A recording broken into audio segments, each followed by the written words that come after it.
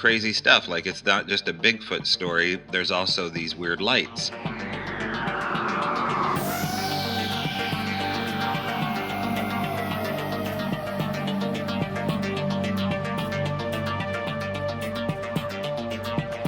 Hey guys, we're back with another outstanding episode, and in this episode we have someone that, man, I've been wanting to talk to, wanting to meet with, and we finally have got him on the show. And, you know, we've been diving into Bigfoot here and there, but we've never really dove deeper into it. And when I read his book and I watched some podcasts he was on, I was just like, man, we've got to get this guy because he has an interesting take on Bigfoot that I am discovering being new to the whole Bigfoot area, since we're more fringy conspiracy kind of stuff. And so Lindsy is here. Hey guys. And our guest, who I'd like to introduce, is Tobe Johnson of the Owl Moon Project, or Owl Moon Lab. And he has a book written the same name. And I'm going to get him to tell us more about that, because that's something interesting, because it seems like, from what I read from your book, we're about to go into an owl moon, right? Or is it a certain time, certain years? Well, you're catching me off guard here. I haven't looked lately. So if that's the case, I should probably make it look like I know what you're talking about and get down to my evidence tracing place. But I don't know. I'll have to check it out and see if it's coming back around. It probably is. Well, it seems like in your book it was March 21st, which is past. But yeah, but I think all the cosmological bodies and then stuff on the land, it has a lot to play with. It's like I read your stuff and it's like I just started using it as a foundation to start thinking about other things, and it just fascinated me. So tell us a little bit about your journey, how you got into this, and then we'll dive into the book and all that kind of stuff. So that's cool with you. Yeah, Lindsay, Brandon, thanks for inviting me on your show. Thank you. So for me, it started in the woods, because I lived in the woods all my life. I grew up in a little town called Pleasant Hill, Oregon, just outside of Springfield, Oregon, home of the Simpsons. And it literally is, I think, the home of the Simpsons. So the woods were surrounding the high school. In fact, we were just joking the other day about back when I graduated, circa 93, there were still the morning hunt before class. So the guys would go out hunting, and then they would bring the deer and the rifle and just park it and go to their 8 a.m. class. And that's what we did. Mm-hmm. It wasn't no thing, right? Like, not anymore. There were future loggers of America. It was an elective, either that or like welders of America. It was a different, better time. And we now live in a different time. Oh yeah, if they have a pocket knife in their truck, they'll get like thrown under the, I mean, it's crazy.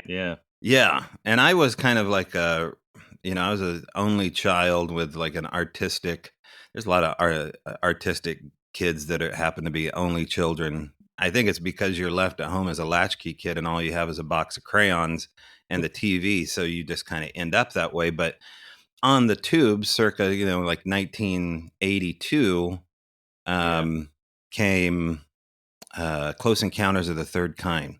And the central character in that is played by Richard Dreyfuss.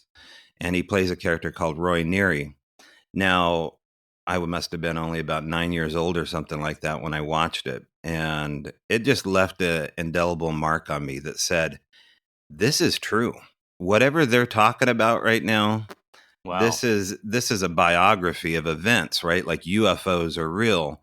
But this guy, like Richard Dreyfuss's character, is obsessed with something that basically happened in less than 2 minutes to him, right? Like he has this incredible close encounter at the railroad tracks, has some physical evidence, but he just can't let it go.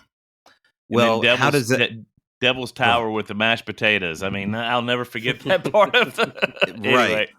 He says, after he has this encounter, he says, this means something. And he keeps repeating this mantra, this means something, this means something, the lights. Well, this is the way that the world of the Sasquatch works as well. It's also the way that ghost hunters deal with this stuff too. Usually there's these brief encounters, less than 5 seconds, that affect people's lives in a way that forever changes them. and they either have this hidden event haunt them, or they chase after it. They chase after this high, this adrenaline high that is associated with this usual hidden event, because you can't generally talk about a Sasquatch sighting in the same way you can with a UFO sighting. But that's all changing now, as you guys probably well know. Yeah. So this is why I got interested in it, was based upon this movie, right? Steven Spielberg bringing me this biography that was painted as a fictional tale, but now we're learning, if we go back through some of the characters like Jacques Vallée, who's an actual person, a French ufologist, these people all existed. And so that's what my origin story was. Yeah. Wow. You use the term, this term similar to the other phrase you just used, but what's around the bend? Could you go into that a little bit? I don't know why that phrase really jumped out at me. It just describes you, I think. Yeah. I have no really, I'm a tinkerer. Like, I tinker with stuff. I usually have projects for 5 years and then kind of move away from them. I have these 5-year anniversaries where I just kind of break away from whatever's happening. But the Sasquatch stuff has stuck around. Like, I'm pretty close to my family and the subject matter, and everything else is kind of like, well, we'll see how long it lasts. But when it comes to what's around the bend, there is stuff around the bend as it relates to the supernatural, and these open-ended questions and gray areas of the supernatural, which, I put Sasquatch in the category of this because that's the right place to put it. That's where the First Nations people told me to put it circa 2005. They said, if you look into this, you'll never get to the, it's like a mirage, right? You can see the mirage, but you can't get to the mirage. Yeah. So Sasquatch is that mirage. And in trying to get to the mirage, you kind of find out who you are along the way. So this is a philosophical quest. I didn't know that at first. I had people warn me that if you look into this subject matter, it could basically ruin your life. Well, it's a cosmological quest too. It changes the way you look at the world and the universe too. Yeah. Wow. Yeah. So that was what I was trying to get to in the book, is that, this is basically not a Bigfoot story. It's basically my progression on learning who I am along the way. And if I have these other encounters, it gets all very philosophical, and I'm not a philosophical guy, but it turns out we live in a philosophical world that is embedded in all these other categories. It's all philosophy. Like, what is your philosophy? Are you looking for a mountain monkey? Are you looking for a dirt ape? Or what are you doing? Are you really ghost hunting? And who the hell are you talking to? Like, are you looking for Bigfoot, or are you looking for something else? What do you think these are? And well, so I loved your categories and I don't know if these are new to you or if they're from someone else, but I've never heard them until your book about the woo-woo versus the apers, and that's what's so cool. That's what attracted me to you, because I tend to the woo-woo or the paranormal aspect of Bigfoot, other than it's just the missing link, or it's a big hominid ape in the woods that's dumb, or might have more intelligence than a gorilla, but not more than us, and all that kind of stuff. That just doesn't, that narrative doesn't match the stories, does it? I mean, no, it doesn't, especially when you go back to folklore about the wild man, right? Like, you can go back before biblical times, but let's start there. Certainly there's 2 or 3 different theories going around, that talks about the Nephilim. The Nephilim theory is that something like an angelic species basically had hybrids with women and made these offspring, right? And these offspring are kind of cast apart from us, and they are known as the men of renown throughout Scripture. But then you have the story of, I believe, Jacob and Esau. And Esau, basically 2 brothers that didn't get along. One of the brother was cast apart and was basically the wild man of the woods after that. And then you have, what's the other one where the mark is on the guy? There's Cain. Mark Cain, Cain. the story of Cain. So there's those 3 different biblical stories of possibilities with this. But I don't think that's it, man. I think something else is going on. Like, there's so many parts of scripture and, of course, the book of Enoch, things that we don't know about that have been hidden from us. And here's what I think. I think there's hidden facts and facts, and people that know the hidden facts are a part of these secret societies. And there's very few of them. And in order to get close to these facts, you have to get compromised so you can be controlled. And us guys are nowhere near getting close to the facts. No one's coming to us and offer us cookie crumbs. So we got to go out and chase this mystery ourselves. And so that's what I did. Is I had all this, as a theory in the back of my head of what this could very well be and how the journey would go. So I just started about 2006 chasing down Bigfoot stories and going to places where they happen in the little town of Leesburg, Oregon. And so I'd get people together once a month. We'd talk Bigfoot, have beer and pizza. And then witnesses that would show up there would say, well, it's only 2 minutes away where my sighting happened. And so I would go to these spots, and they would say crazy stuff like, it's not just a Bigfoot story. There's also these weird lights. And once I confirmed, and thank God with other people, that lights are somehow associated, and we're talking about UFOs basically, that UFOs are involved with Sasquatch, at least areas, and in the periphery of interaction, like rock throwing, howls, sightings, things like that, gifting. If those things are connected, could they be duplicated? And it turns out I could duplicate them. I could have it happen more than once. And so that's when the wheels kind of fell off. All right. Well, this is a good segue let me tell you a real quick story that happened to me while I was reading your book. I was reading it late, my wife and I, and of course I was telling her what I was reading about and the new perspective that I'm learning from you about, Bigfoot. And so I'm reading, and all of a sudden it's gonna storm, but it's not windy and blowing stuff. And we hear a thump at our window, and I get up and look out, and I don't see anything. Okay, and just disregarded it. So we live in the middle of nowhere too. I mean, literally, we have 20 minutes to the nearest convenience store. So, I use to get internet. I use a cell tower and I have an antenna, and see, I can aim my antenna better at night because I see the blinking light of the cell tower. So I went outside on my little deck, started positioning the antenna to get it more in tune, and I heard something take off running. Okay. Well, the first thing I thought was it was an intruder because it didn't sound like a deer. I know what deer, I've been around deer my whole life and hunting and fishing and stuff. I know what deer sound like. It took off and then it stopped.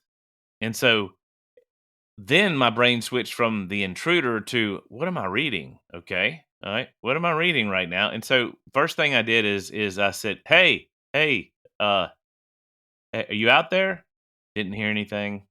Then I knocked because I'd heard that sometimes you can knock on trees and stuff like that, and there'll be responses. And so I started knocking on my deck, and then I started whistling, and then it took off, and it went down to our creek behind our house, and it was sloshing. Deer don't slosh. The biggest thing deer don't do is you don't talk to them and they stop. They take off. They're gone. I mean, they want to be as far away from you as they can get once they hear or see your presence or whatever. And I came in, I said, Sandy, I just had the weirdest freaking experience. And what are the odds that I'm reading Tobe's book about this? And I have this. And that leads to a question. It's a deep rabbit hole. I mean, I'm sure you've probably been asked it before. Do you notice when people begin to have faith or believe in this, that they begin to see sightings and have contact with this kind of stuff? Have you seen Yeah. that? So Stephen King talked about this. When he would sit down and write, there would be events that would happen. Also, H.P. Lovecraft would talk about this quite a bit. Yeah. It's the author's journey, right, into writing fiction, to writing himself into the story. Yeah. And so that happens because, spelling is spells, right? Like that's where it came from. Words are kind of I spells. thought about that. Yep. Yeah. So when you read things out, not that I put any spells in the book, You're right. but your mind is doing something different when you're interacting with the words on a page, and especially when you start to think that they're real and that you want to have an experience. Skeptical part of me, first thing is pareidolia. Okay, I'm imagining this and reading into it like I've seen all these videos with Bigfoot behind the tree, and it's just really just the leaves or whatever. And I'm like that, but then I continue to read your book, and I'm like, no, I'm not going to do this. Me and my wife have been debating. I'm thinking about going out one night and asking for a gift, like you did in your book, just to see what comes up. And we have cats around here, but they come in at night and they bring gifts up. And so I've always, when we would receive a gift on our back porch, I always assumed it was a cat. And you can usually tell when it's a cat because it's half eaten and stuff like that, but Yeah.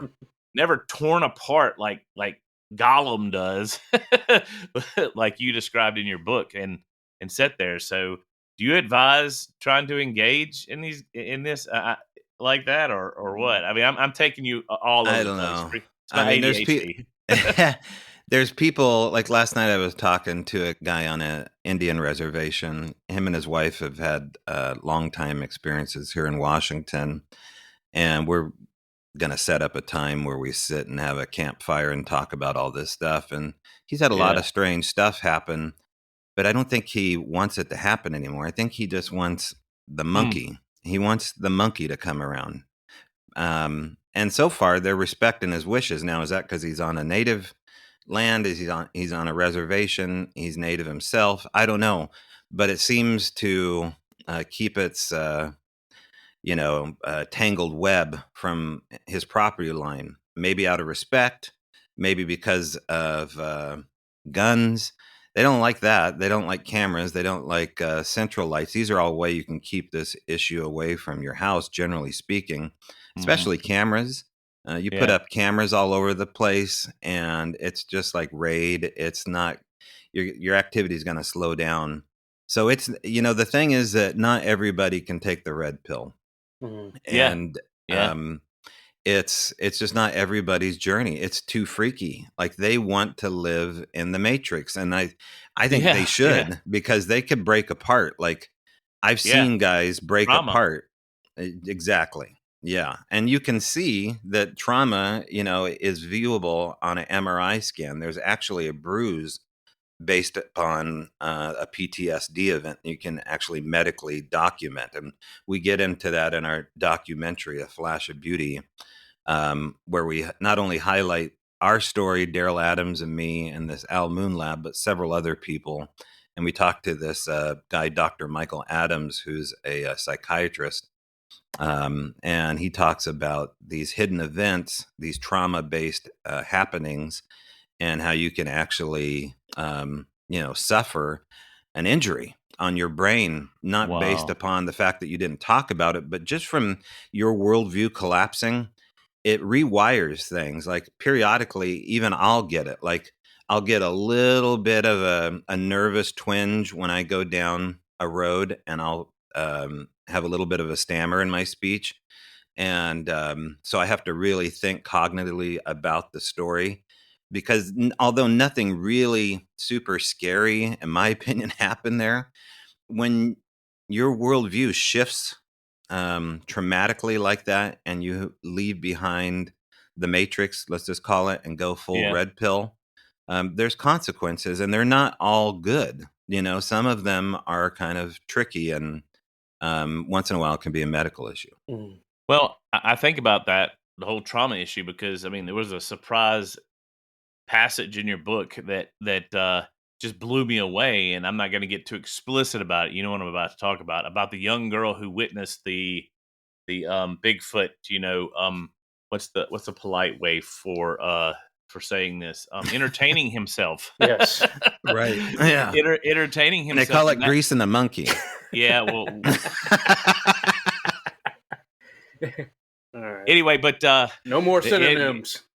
no more. This podcast is no explicit, but anyway, okay. So, but the trauma that it created her to see a voyeur Bigfoot, You know, I mean, wow, that just shifted my brain to look at Bigfoot totally different. Because I'm an '80s kid too. I was born in the '70s, but I grew up in the '80s, and Harry and the Hendersons is what I see Bigfoot. You know what I'm saying? Yeah. And it's jaded by that, and you bring out a lot of really interesting things about the different categories of all that kind of stuff. Let me just bounce off Yeah, what you just yeah. said. You're the first person to ever ask about the masturbating Bigfoot. Yeah. And I think it's because it's so wild. It's true story, but it's uncomfortable. It's totally uncomfortable to talk about that. I mean, she's a little girl. Yeah. She sees this wild man up there masturbating, looking at her. It wasn't human. Yeah. She acknowledged it. It acknowledged her. It was like this back and forth of like, yeah, I'm getting off on this.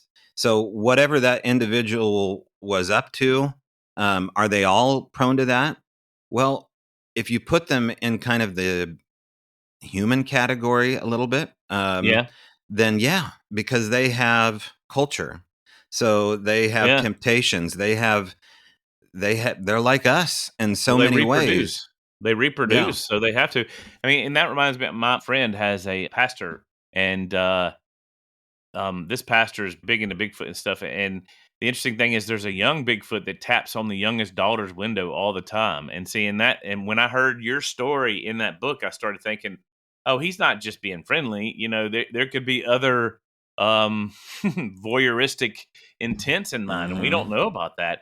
And I guess the biggest thing, Tobe, is this book just really changed the way I look at Bigfoot. Not in a bad way, like that they're evil, but they're not as benevolent as culture wants to make them out to be. At least the aper culture.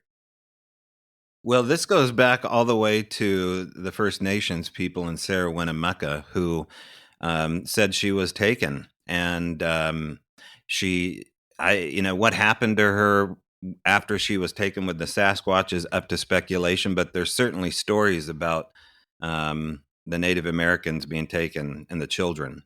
So it does go back, and there's a lot of reason to be concerned about people's behavior. I think the same kind of concern should go into what we're dealing with. The only problem is that we don't know fully. We don't know much about what we're dealing with here. Yeah. It seems like it's supernatural. It seems like it's toying with the devil in some degree because of the fact that you don't know. When you open up, like Sasquatch is the doorman to these condos, and all the rooms that are filled above the doorman, which is Bigfoot, have all these other tenants there, and they come in and out. And Sasquatch seems to be like the bouncer and the doorman for all this activity. Yeah. You were just talking about the fact that he's the bouncer, but I've always heard it. People would say he's like the gateway drug before you get into the other stuff. What I do find interesting is when people are getting red pilled, Bigfoot is harder for them to believe in than UFOs, which it doesn't. It's kind of gives me some cognitive dissonance. I don't know why, but Bigfoot is definitely harder for them to believe in. You think it's because of the giggle factor based upon how it's been marketed through things like Harry and the Henderson and every other IPA beer and bumper stickers. And although that's been done with the UFOs and the ghosts, the fact is that there's something about the name Bigfoot that just sounds stupid. And if you say you saw Bigfoot, it sounds like you're basically kind of retarded. So I try not to call them Bigfoot just based upon the stigma. We, refer to them as Sasquatch or I like that better too. Yeah. It's a better name, a lot better name. Lindsay, you have some questions you want to throw? Yeah. I was just thinking about, you talked about him being the bouncer, and that made me think about two terms you used in the book. That I don't want to tell too much of the book because I want people to read it, but I just couldn't avoid this. I gave you a 5-star review, by the way. The tailor and the trickster. Could you go into that a little bit, because you describe him? I got the trickster part. We've read a lot about tricksters on here, and but the tailor part I wasn't as clear on. Yeah, well, it's a little bit hard to explain. My girlfriend actually thought of that term, and it is basically it's a tailor-made experience Mhm. or an interaction that's Yeah. happening. So, Okay. like, it's a custom suit made for you. Mhm. And so you go to the tailor and they Oh. design an experience for you to happen. So Yeah. those experiences can be profound. So let's just run with this analogy of the tailor. Like, let's tailor make a typical Sasquatch experience. You go out into the woods, you're looking for some kind of interaction, nothing happens, and you set down a plastic water bottle on a stump. You drink the water bottle, and you wish you had another water bottle with you because you're super thirsty. So you go back to your Subaru. It's broad daylight, and sitting on the hood of your car is a water bottle, but it's kind of empty, but it's upright and it's sitting on the hood of your car. That's kind of odd, right? Like, you were looking for a water bottle, you were thirsty, and now there's an empty one sitting on the hood of your car standing up, and nobody else is on the same road with you.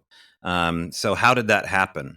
Those are the kind of experiences that Bigfooters generally don't talk about, because they don't follow into the normal story that they're just a dirt monkey. Um, it had to be some homeless guy or some teenager that just said Yeah. it there, right? Yeah. But these are the small nuances of the tailor. And then once you notice this seems to be a game. Once you notice it and appreciate it, the gifts and the experiences grow over time. And the tailor starts designing events or suits for you that are much nicer. That Yeah. yeah. No. Well, that leads me into a Did that make sense? Yep. That Yes, made perfect sense. sense. Okay. Made Yep. sense. Okay. That leads me into this is a big question, but I'm sure you can answer it. What are some of and you go into some of this in the book, but what are if you could, like, pretend like we drew a chart on a whiteboard and you had the aper viewpoint over here of how Bigfoot acts, and the what I call the paranormal or the woo Bigfoot you called him on this side, what are some similarities and what are some differences? Could you go through some of those with us? Our podcast is kind of towards newbies, so we're red pilling people. So Okay. yeah. Yeah. Okay, so let's go to the basics here. Sasquatch is thought of in two categories: flesh and blood and the other. Mhm. And so the flesh and blood camp are looking for a missing link. They're looking for a wild man. They're looking for something that science will study.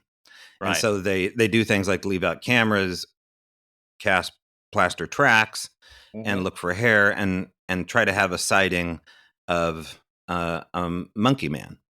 And there's characteristics that are absolutely right. Like, this is the way it works. Is like they leave giant impressions. Sometimes these impressions, though, are a little bit too deep and a little bit too shallow given the substrate. And that goes off into the woo camp, and we can talk about that later of maybe why Okay. that is. Yeah. Also, apers will look for stick structures or bends, mainly something that walks around and torques it with pressure. This could probably be about 8 to 12 feet high. Just imagine a giant Shaquille O'Neal arm twisting a vine maple branch in half. That's absolutely primate behavior. But let's go over into the woo category. Is that we see them weaving things, and that they'll take structures and that they'll weave them together with great intricacy, like a Native American braid, right? Like, not only the branches, but off of living trees, they'll bind them together and create these little art installations. But Wow. we also think in the woo category that Jack calls in our documentary, A Flash of Beauty, he calls these things stick Latin, which I think is perfect because everyone's been calling them glyphs. But they look like runic letters with sticks and twigs. And these things are left all over the place. In the case of the Al Moon Lab, there was like a location in the gravel next to the shop where they would bring sticks, 4 little tiny twigs off of a cherry tree, and they would change them around into different patterns. So that moves away from just where the apers are with stick breaks. So where they go, we go a little bit extra. and they think that we're foolish for the most part for thinking that these other things are also happening with it.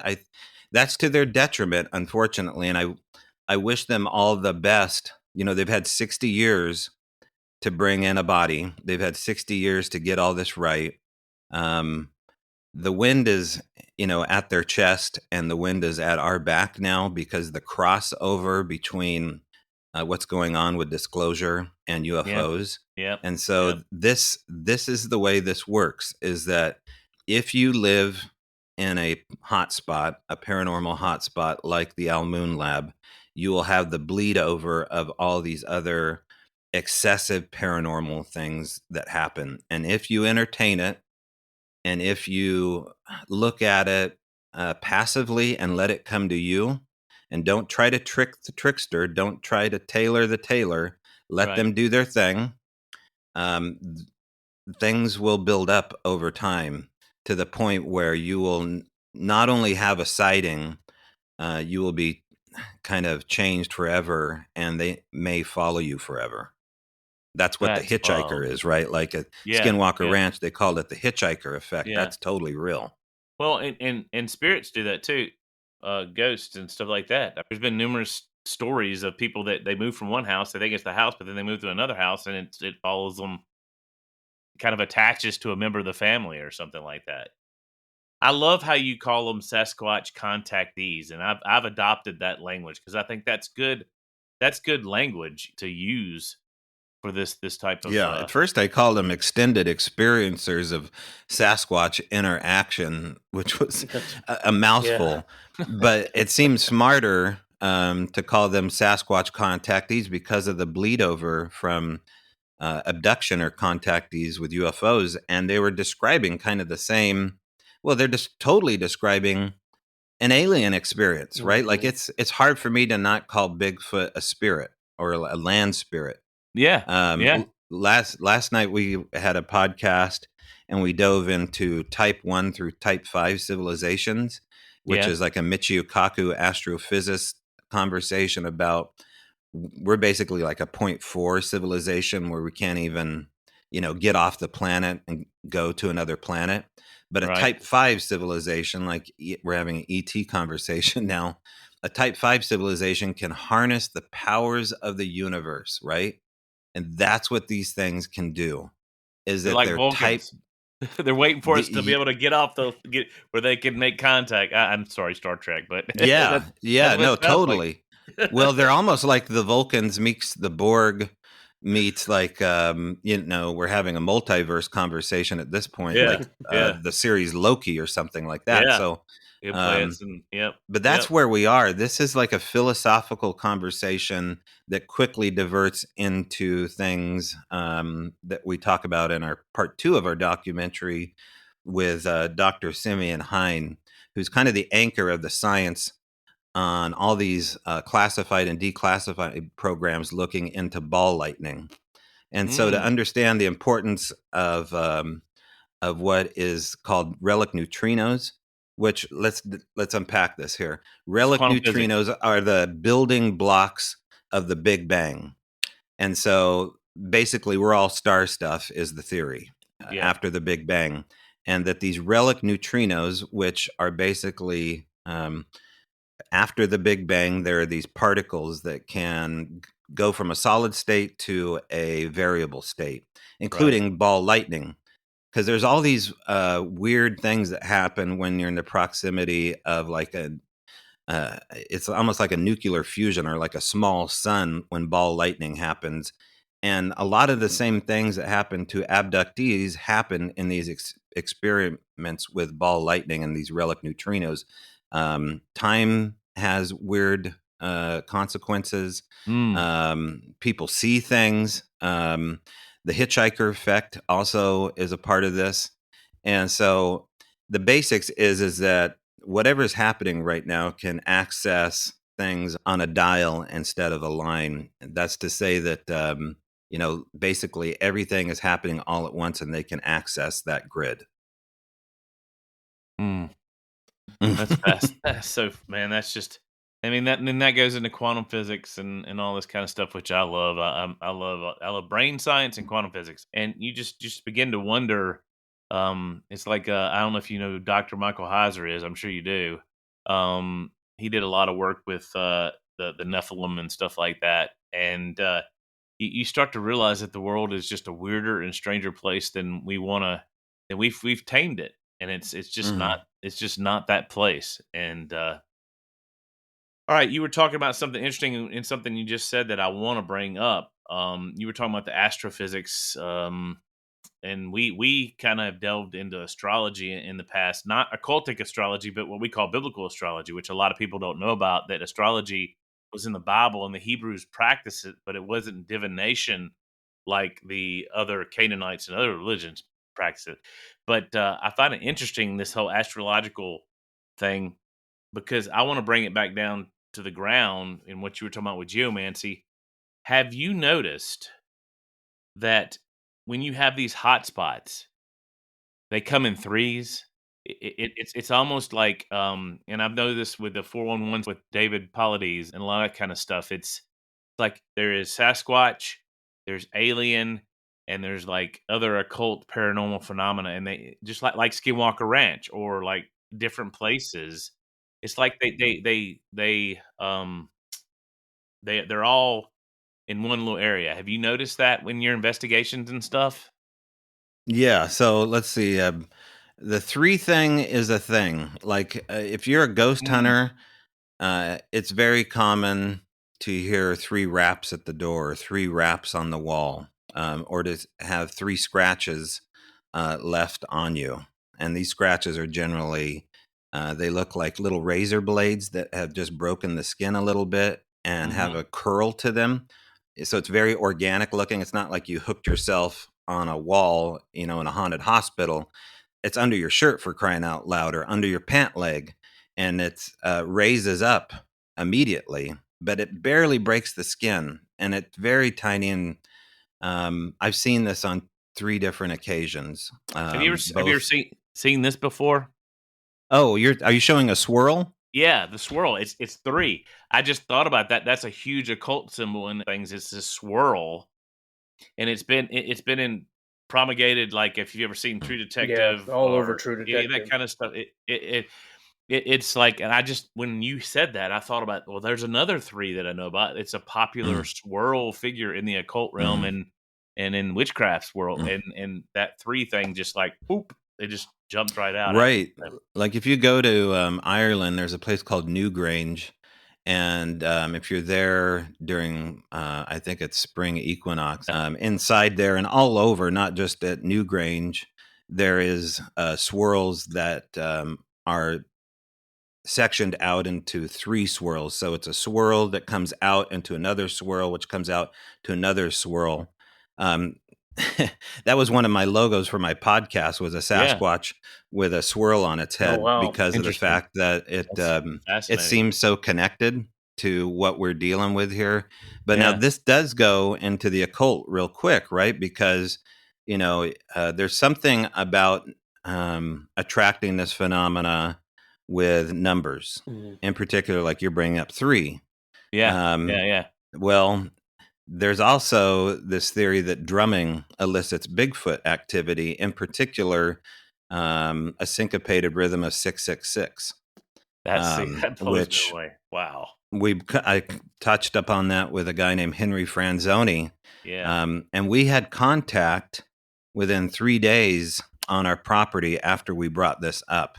So this is the important part of the story we can't gloss over, is that when you speak on a hotspot about activity, or when you speak, period, you are being listened to, and they are paying attention to what you're saying and will respond to what you're talking Mhm. about.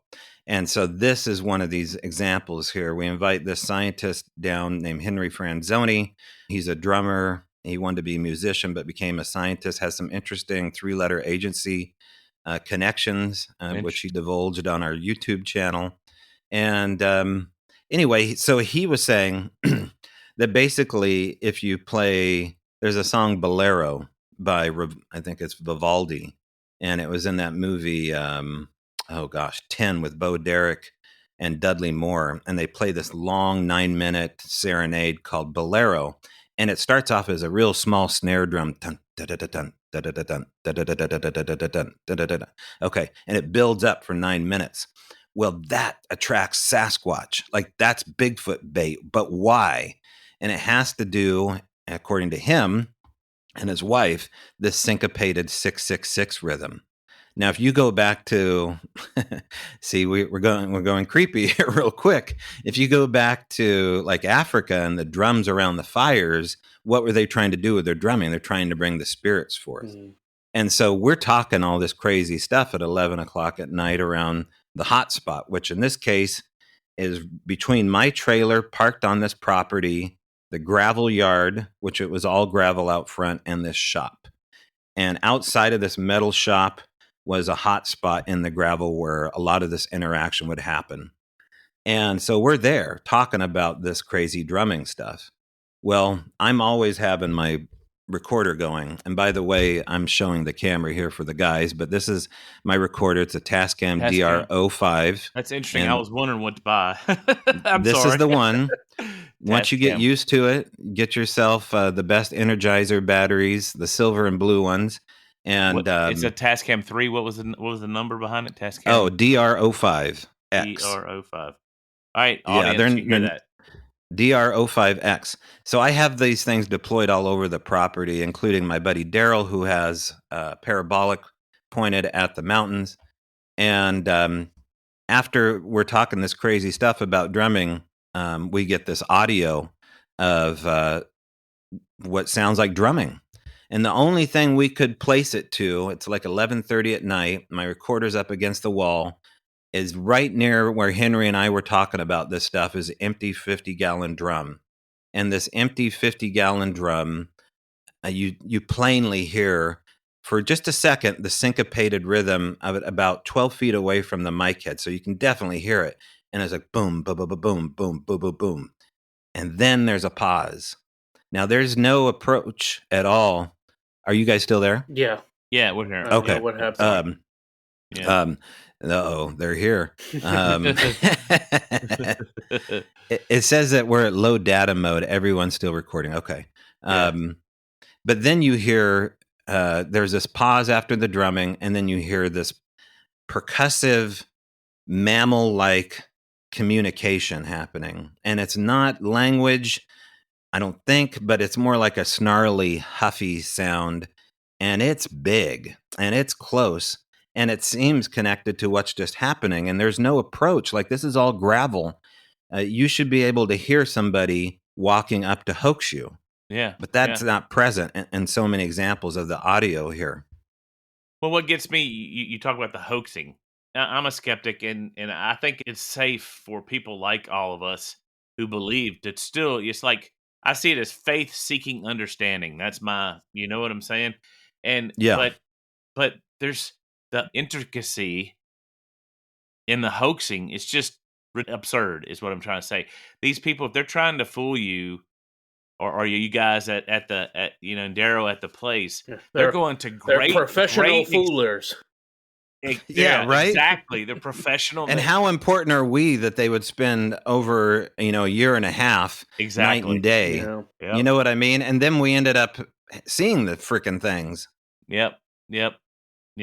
Which that's what I want to get into that towards the end. But all right, let me kind of shift gears. Lindsay, you have anything that's on your heart? Yes, real quick. You mentioned that you feel like this creature is land spirit, like kind of a earth elemental. I'm assuming along those lines. And I was wondering if you've seen any overlap between this and some of the little people entities. Have you? Has that come up ever in your research? Because there are a lot of them are earth spirit similar. Yeah, we're talking about elves. Yeah, is what we're talking about. Yeah. Right. We're talking about gnomes and elves, or what are known as fairies. The Huldafolk. Yep. Yeah, the Huldafolk is the hidden people of Iceland. That's what or the little people of Prior Mountain. the Crow have those, and Goblins. Yeah.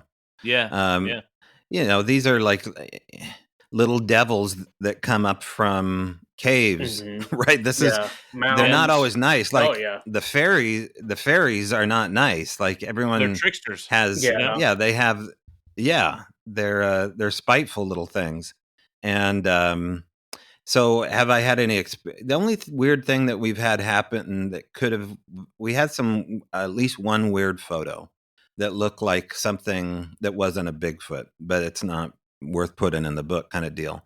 And then we had some strange voices that you would swear sound like a little guy with helium speaking the dog's name. The dog's name was Izzy, and you hear what sounds like this little thing with helium in its throat say Izzy. Now, was that a mimic? Because when you call a dog's name and it's doing something good, you kind of talk to it like it's a baby. Maybe we said Izzy like a childlike way, and it was mimicking us. But then we go to Cottage Grove. We go to the Fays. Interesting last name for the family, right? Lisa and Sean Fay. And they're experiencing the sounds of what sound like the Swedish chef coming into their horse barn. And it literally sound like coming through the horse barn, braiding the manes of the horses, leaving weird stuff, taking the chickens. That's crazy. Wow. Outside after Sean sees some ice shine in the snow one night. And so the next day he's getting up early for work. He takes out his front door. It's fresh snow, and walking across the lane of Cottage Grove through the creek, across the old road to his car, fresh snow, was child-size moon boot prints about size 4. And they stepped up to the car and they wiped away the snow and disappeared. I've seen something similar like this once up the McKenzie, where it looked like a size 4 coming down the snowbank. And now we're going back to the conversation in regards to what we were talking about earlier with the depth of prints. Like these little tiny footprints should have stuck a little bit deeper in the snow than they did. It's almost like, because when you have something small punch through snow, it's, what do they call it, post holing? These didn't do that. They just this was fresh powder, and they were probably only about 4 inches down in the snow, size 4, and they were booted. They looked like moon boots. You could see the horizontal tread pattern of what looked like a little gray. That's what I thought, like a little UFO guy came down the mountainside. Really weird. They were obviously light because of the, few inches into the powder. I mean, wow. Yeah. That's fascinating. Yeah. That's just so cool. All right, well, here's something that Lindsay and I have been talking about kind of from our own studies, and I'm going to tie two things together, basically, and see what you think about it. Have you noticed any Sasquatch activity around Indian Native American mounds or Aboriginal people mounds? And this is the second question. What is the correlation between a lot of this and ley lines? Are you familiar with that? You talked about geomancy, and so ley lines is not like necessarily part of that, but that reminded me of that in the book. I said, I've got to ask him about ley lines and if y'all have researched, where ley lines, that's getting real woo-woo. So what do you think? I don't think it's woo at all. You can go into the United States Geological Survey map. Go type in USGS magnetic maps. It'll give you a map of magnetic anomalies over the United States. And those magnetic anomalies are all sighting areas. So what does it show? It shows basically, it looks like the rainbow all over the U.S., okay? And there's variable colors. I can't remember the color range, but highly magnetic and not magnetic areas over the U.S. Now, it doesn't change like the weather on this map. I suppose you probably have to pay more to find where it's flowing like a river all over the U.S. Right. But these hotspot areas are in these flux zones, right? These liminal areas where it's highly magnetic and not magnetic. So the tighter the area of a highly magnetic area to not so magnetic, the greater the variable, the greater the experience or activity. So is that a ley line? And by the way, I found out about this through researcher Mantra Friedrich, who is friends with Kathy Strain, who's a geologist out of Klamath, California. So I want to give her due credit on this because it seems like this is associated where these geomancy sites are. This is associated where holy sites are, and DoD installations and strange sounds under the earth. Oh. And so the strange sounds under the earth are also a Bigfoot thing. They're a UFO thing as well. Boom sounds in particular under the earth, which sounds like large explosions of some kind. So I think this is, it seems like fracture points happening. Maybe this is a ley line shifting. These are all just crazy theories, I know. But what's not crazy is how the military has been looking into this stuff for a long time. And we're way behind the curve as far as how to pinpoint this stuff. We have to watch these Travel Channel shows, and then that's our baseline knowledge. There's so much hidden from us that has been compartmentalized that we don't know about. And so you got to get a hold of books like this in order to get started on your Bigfoot research. Dark Matter Monsters by Simeon Hein, PhD. I ordered Portals and Monsters. You on a podcast you read about Adam Davies. I just ordered that, so I'll have to get this one too. But you had said something about Adam Davies on one of your podcasts, and I was like, man, I gotta check this out. So, wow, that's fascinating. So, what about the mounds? Well, the mounds are geomance sites. These earth mounds. There's, go to Mount Shasta. There's spirit walls. What's a spirit wall? Well, they're rocks that are lined up in a row all across Mount Shasta, California, Oregon, for no reason, and they just are lines that just are stacked for hundreds of miles. Nobody talks about them. They're all over out there. Wow. We have the Mima Mounds out here in Olympia, Washington. Nobody knows who built these giant green mounds all over. You have places like Ohio where you have the serpent mounds. Ohio is one of the squatchiest areas in the United States. They have one of the biggest conferences. Yeah, because of the serpent mound, and you can't. I read, I think it was a philosopher was talking about when these quote coincidences keep piling up, it goes beyond just being a coincidence. It starts being circumstantial evidence. And the other thing I wanted to interject too, I don't know if you've seen this too as well, Tobe, is these areas are also in a lot of national parks, and the conspiracy, I believe it, that it's true. There's parts of national parks that we are not allowed to go into. Why would they do that? Why would they make a national park for our nation and then not allow us to go into? Well, obvious answer, DOD bases, stuff like that. But then it could be, but this is the Klaus Schwab dream that you will eat the bugs and never leave your house, and you'll own nothing and be happy. So I think it's a lot of world government isolation stuff, and the U.S. is in a lot of trouble right now. It seems like a giant closeout sale is happening. It's like Black Friday in the U.S. I've never thought of it. Everybody's coming. Yeah, you're right, man. So that's the big one. I don't think it has anything to do with Bigfoot or cryptids. It probably has to do with underground bunkers where all the elites are going to hang out after this catastrophe happens. Yeah. And so, a lot of Bigfooters think the way I do. Some of them don't. But will Sasquatch come to our rescue? Is that the moral of this podcast? Yeah. In my case, they actually did. Like, they gave us a treatment for COVID. I put that in the Sasquatch. Yeah. I put that in the Squatch category because it's in the proximity to where we had sightings and footprints, right? Like in hair. Yeah. But we saw other things there too. Whatever it was, gave us a treatment for an upper respiratory disease, and at the same time said, it was a mushroom we're talking about. And this mushroom was called Exidia glandiosa, or black witch's butter. Butter, yeah. And that's the way you can experience, if you ingest it, it's also a way you can have a psychotropic experience and meet the land spirits. This is what I found out later. Wow. So this is a wild story that we'll get into more. No one really ever asked me about that part of it, or the Bigfoot masturbating, because I think it's too wild for a lot of people. It sounds a little bit cringy, I guess, but I didn't care. The truth will find a way. And, this is just, it's not everybody's cup of tea to get into this stuff, and especially the wilder stuff. Yeah. But we're speaking to a cool but small crowd right now that wants to have this experience. The rest just want to hear about it.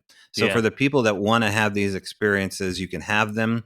Just go to a place on the map that you think has a spooky name attached to it, or a wild name like spirit or devil, or whatever sounds kind of kookamonga on a map. Those are probably Bigfoot areas.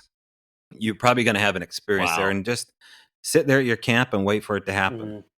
Yeah. So, about cameras, speaking of that, just the practical logistics. So if you go out and somebody wanted to do a Bigfoot hunt and do this, you're experienced at this. It's just better just to stay away from cameras, because they somehow know that they're there. Is it some kind of like supernatural sense that they know they're there? But yet, my wife was like, she's being a skeptic. She's like, so they're not okay with cameras, but they'll let you record their audio. Why the distinction? Right. And she said, ask him that question. So I asked this for you, Sandy. Okay. So I think it has something to do with the intent. These things are totally locked into what your intent is in the woods. I don't think they think cameras are guns. They're not dumb.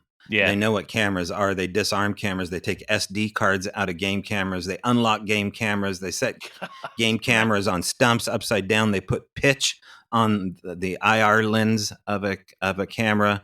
They won't show up on camera. Yeah. But they'll show up on audio. So why is that? Well, if you get into the blind slit experiment, which basically says that if you observe something, it changes the outcome. Yeah. Science doesn't know why, but observation and visualization of something happening at the microscopic level changes the outcome. Like light being a wave versus a particle, right? Yeah. Right. So that's a theory. The other theory is that maybe it steals their soul to a degree. This is what the First Nations people said with cameras. They often won't let you record an image of them, or you can't fly drones in certain areas, or film or photograph even, because they think it takes a part of your essence. They could be right. Like, you know what I mean? Like maybe when they talked about Elvis Presley shaking his hips and rock and roll, bringing about the spirit world, maybe they were right. Yeah. Like, we're getting into strange territory here. So maybe that's part of it. But love that. Audio in particular, they will interact more closely with you if you don't leave out cameras and if you don't look for evidence. That's the other thing. You can't look for evidence. You just can't do it. You have to wait for it to happen to you and experience it. This is about an experience. This is a philosophical quest. This is not a science quest. We're in the world of philosophy now. Now you can look at it through a scientific lens because it has forensics attached to it. It has data attached to it, repeatable data at that. That's why we call it the Al Moon Lab. But we kind of could have called it the Al Moon church. Like it was just like there was this philosophy to it. Yeah. Well, let me ask you this. Have you ever had or heard or been a part of experiences of Sasquatches in desert areas? Or are they mostly in mountainous with granite? And, there's a whole list of elements that I think David Paulides has with his 411 thing with abductions and alien stuff. So I was wondering if the same thing happens with Bigfoot. Is there certain geology involved with Bigfoot sightings and hotspots? No, trees seem to be like antennas for them.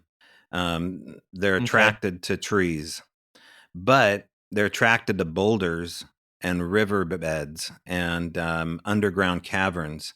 So like Lovelock Cave, that's a Bigfoot area. That's desert. That's the High Sierras. It goes, you're not far from Death Valley and Tahoe and all that stuff. True. There's nothing but desert out there for miles. One of the squatchiest areas I was told to go to was on the Nevada-Utah border. And so that's nothing but rocks and trees and sand. I think in Tonopah, Nevada, They call it like the Tonopah Desert Man or something like that, and that's another area on an abandoned Air Force base where they were having Sasquatch sightings in the middle of the desert. And certainly Utah. Like, let's talk just real quickly. Skinwalker Ranch. Yeah. I was just there in September. Yeah. It's nothing but rocks. Yeah. And they had Bigfoots coming out of portals. They saw a Sasquatch stepping out of orange portals in the sky. That blows me so away. it doesn't matter the terrain. It doesn't matter where you are. I mean, they come into people's houses. They go into cities. It's a supernatural experience. We're not talking about a bear coming down the mountain or something like that. We're talking about something more like an alien. Yeah, well, just here where I live in the Mississippi Delta, it's been so deforested, and I mean, there's thick forests in places, but it's mostly soybean cotton fields. They would have to kind of cloak in and cloak out or come in through a portal, because I mean, you could see them for miles around here. I don't know why I thought about that. Yeah. No, you bring up a good point. It, in my opinion, and the evidence seems to lean this way, and this is why we don't have the money shot. This is why we don't have the body. This is why we don't have much over the last 60 years, is because they can flit about and basically become this variable state where they can. In our documentary, A Flash of Beauty, Paranormal Bigfoot, we show a cloaking Bigfoot. Like, it's one of the best videos ever shot here in Mount Rainier by my friend Barb Shoop. And we showed it to Travis Taylor. We showed it to one of the lead scientists at Skinwalker Ranch. And you see the predator on film happen. Now, the person that witnessed this, Barb, saw a little black monkey run across the woods, but her little tiny iPhone on her walking stick recorded like it looked like cellophane or a mirage with shoulders and a head liquidly moving down real quick and then jetting off through the forest floor.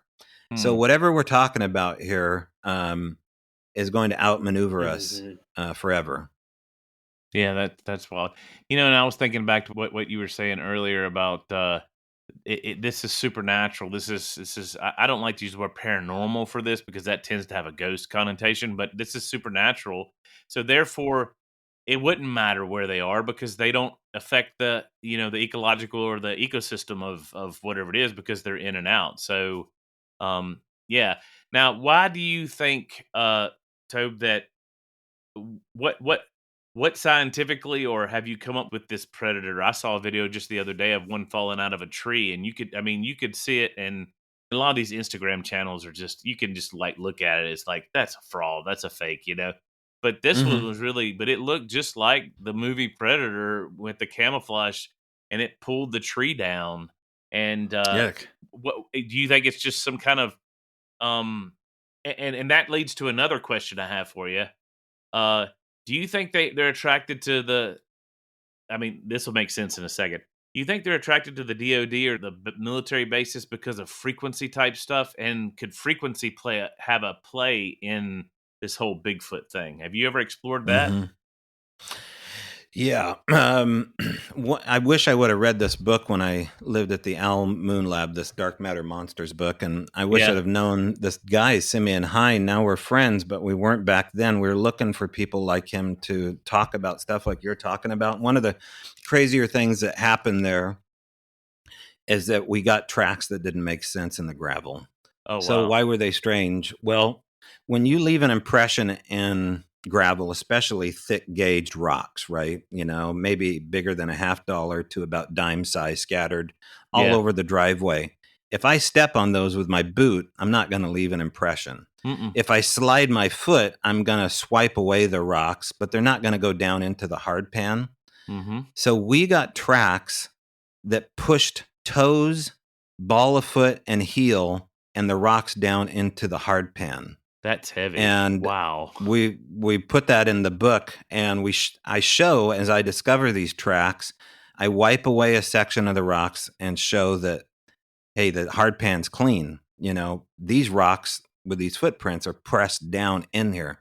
That's impossible. Like, I guess it could be a really elaborate hoax with somebody with a hydraulic, but no one's pushing these rocks down in broad daylight in the No. gravel bed to make a 14-inch track. So what does that show? I think that shows the ability for them to use vibrational state in order to appear. I think that's really strong evidence to show that. And so as they're manifesting, was that a physical experience that I could see? Would I have just seen the tracks happen? Sandy Walford out of Ording, Washington, wrote a book called Valley the Skookum, where she talked about seeing tracks happen in the forest duff, but nothing attached to it. Over here near the Navy base in Bremerton, there's a gal that just saw a pair of knees walking through the woods with no torso and no feet. Wow. This would explain a lot of what people are experiencing as far as what they call cloaking or invisibility. Yeah. My understanding sometimes, I believe in the supernatural. Don't get me wrong. I am not an imperialist or a rationalist or in any shape, form, or fashion. However, I do wonder, I don't remember what science fiction author said this, but one man's magic is another man's science later in life. And I wonder how much as we go along, we're going to find out that some of this is, some of even the paranormal stuff or that we see as paranormal can be explained through quantum mechanics or quantum physics, like the frequencies and the vibrations and cloaking. You can't tell me that DARPA doesn't have some kind of a cloaking device out there. I mean, they put it all over the place. It's in Star Trek. And yeah. The predictive programming tells me that they have some sort of cloaking type Go stuff. look up Project Chameleon. So that DARPA has been involved with this more recently, but before them were all sorts of programs looking at bending light through tech. They use these photocells in order to do it, and you can buy these Harry Potter shields on Amazon. And so basically, if you take like an overhead projector and take the glass out of it, it expands the image so you can see it on the wall. But if you take the overhead projector glass and kind of bend it around your body on a large scale, it diffracts the glass enough to where the image behind you shows and not yourself. There's also fabric, right? Like you can't buy this fabric at all, but what if you could paint these photocells on or wear like a Harry Potter cloak and become invisible? But that's tech, right? Like this is us, like we're the worker bees doing what they can do naturally. Like if these things are a type 5 civilization, they can harness the power of the universe and become a star, an orb or a UFO. Yeah. They can become a shapeshifter. They can change from a solid to a gas, basically. And so this goes down the road of the work of a gal named Pearl Parada, who looked into cloaking, looked into invisibility, and basically got scared off by what she found. And she looked into a substance called rubidium. And I think it's element 37 on the periodic table. And she's really spooked about talking about it any more than she did in her book called Manatang. And Pearl Parada, I think it is Prihoda. And so she was basically putting the puzzle pieces together that this little white rock called rubidium, which is almost like when you crush it, it turns into a chalk, was being studied by the DoD for its cloaking capabilities, as far as like including it in these photocells or computer processors. They're using elements of rubidium to pull this off, bending light. Well, I'm thinking out loud here. What if that's the white chalky dust that you've been seeing on all your stuff? Have you? Bingo. Okay, so you see where I'm headed? Yeah, I'm sorry. I didn't mean to steal your thunder. No. But boom, man. That's I'm like, wow. Yes. Yep. This stuff's called alba vernix. That's the new title name. And so this chalky white, greasy stuff seems to be coming out of their pores on such a degree. We don't know if it's radiological. It hasn't been tested enough. It degrades polymer plastics via the work of Doug Hychek of Monster Quest. So it actually transmutes the substrate that it touches, paint, polyurethane, certainly things like canvas or clothing. Yeah. And you can't get it off. And it may have an EMF spike attached to it in some cases. It may have a radiological implication. It may be dangerous to touch. You know, it needs more testing, and that's what Doug Hychek's doing. What about the oily substance that's often found with it and associated with it? Have you ever had that tested or anything like that? Or Well, it sounds a lot like ectoplasm. Like what I was thinking. ectoplasm is a very similar. It's described very similar. No one's really collected it. We had an opportunity to collect. We did collect something that would seem totally unrelated to Sasquatch in this metal shop of ours, where we had these magnets sitting out on the cement floor in this locked garage in the seam of the pavement, and the magnet balls were flicked one way and another one flicked another way, and as the one that went the other way across the floor, it left behind an oily trail, like a slug. Yeah. It was like something touched it that had oil on its hand and threw it, and it left an oily goo. And it was like, it almost like Crisco or something, or like suntan oil. So we just took a Ziploc bag and kind of, it was like a scene out of Ghostbusters, like it slimed me. Slimer. And you know, we had so much fun collecting all this crazy stuff because it was like living in a movie set. Yeah. It was like we were Ghostbusters, or we were part of our own documentary before we were even filming one. Yeah. It was just like we were living in this weird world that just wouldn't stop. All right. Well, we need to probably wind down and land this plane, but I want to ask you a question we ask most of our guests on our podcast. What is the most supernatural experience that you've experienced out of all your experiences? One that just jumped out at you? Oh yeah, Levitation. There's a moment. There's a moment towards the end. Basically, the property owners sold the property due to wanting to get out of Oregon and move back to Oklahoma. And we're laying in our cots. Daryl's on an air mattress, and I'm on a very rigid cot on top of a sleeping bag. And I feel the sensation, which I thought I was dreaming, of my body going to the left side of the cot. So I wake up, and then I feel the fabric underneath me start to pull. Now, just enough to where I could hear it, but it was very distinct as I'm just laying there. And then it happened a third time. And so I moved over maybe a quarter of an inch on the hammock on my own. Just imagine like two magnets when you push up against them, that it feels very natural but unnatural. That's what it felt like. It felt like I was a part of a scientific experiment of some kind. It didn't feel demonic. It didn't feel like I was possessed. It felt like I was on the frickin' moon, and or whatever that feels like if you believe we went to the moon. And so that's got to be like, that's crazy, right? Like that's totally, I'll never forget it. And so that was one of the wildest things that happened. Wow, I forgot about that. That's an amazing story. And he talks about it in his book. I would have thrown the wall of Jello. Did I say that right? Experience that seemed pretty crazy to me. Yeah. There's a lot of crazy stuff, and everyone can have their own experience if they want to. I'm nothing special. I have to piggyback off of these people that kind of have bullseye on their head when it comes to the paranormal, and I basically walk behind them and study what happens around them. I don't think I'm a magnet. Some people are, though, right? I mean, some people are magnets to this kind of stuff, aren't they?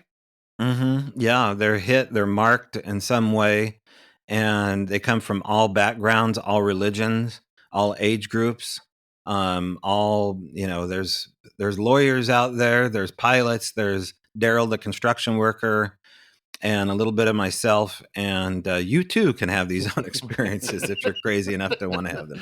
All right, well, that's a good place to wrap up. If they want to get in contact with you, what are the different ways? I'm going to put these in the show notes. Oh, yeah.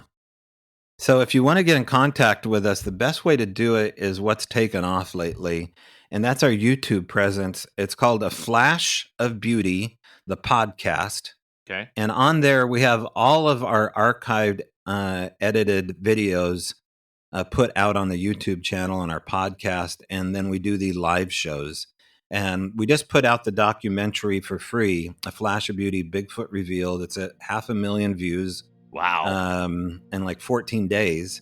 Wow. And then we've got our sequel that we're going to put out. It's available everywhere but Netflix, A Flash of Beauty, Paranormal Bigfoot.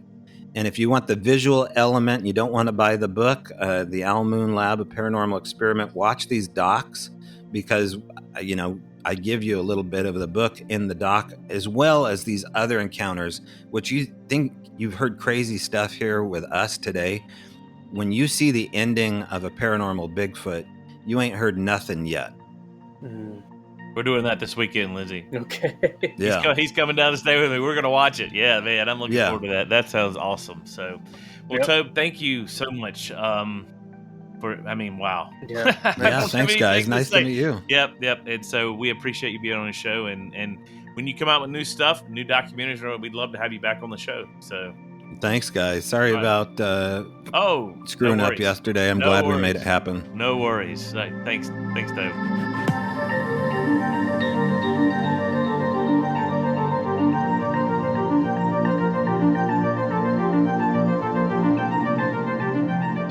Thanks for listening and supporting us. And remember, stay naturally supernatural.